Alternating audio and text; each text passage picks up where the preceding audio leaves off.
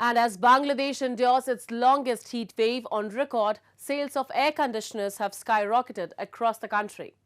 The heat wave situation has forced closure of schools, while residents have been advised to mostly stay indoors.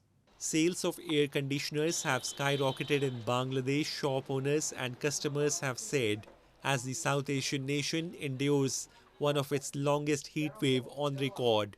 A store owner in Dhaka's bustling stadium market said, while the demand has significantly increased, supply from manufacturers has not kept up, leading to a surge in prices.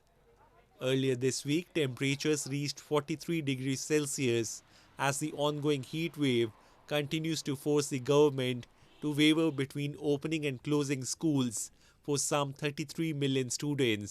এসির এখন বাজারে প্রচুর চাহিদা অনুযায়ী company মাল দেয় না এসির কোম্পানির দাম অনেক বাড়াই দিছে যে এসি 15 দিন আগেও ছিল ৬৬,০০০ টাকা শেষ হয়ে এখন কোম্পানি রেট করছে ৭২,০০০ টাকা তো আমরা হলো কাস্টমার সবাই একসাথে বাজারে নেইমা যায় চাহিদা বাইরে যায় চাহিদা অনুযায়ী কোম্পানি মাল দিতে পারে না এর কারণে দাম বাইরে আছে এই হচ্ছে এসির পরিস্থিতি তারপরে সব মডেল অ্যাভেলেবেল পাওয়া যায় না Meanwhile, residents in parts of India beat the heat by covering themselves up as they ventured out and sipped on juice, buttermilk and other drinks to keep themselves cool and hydrated.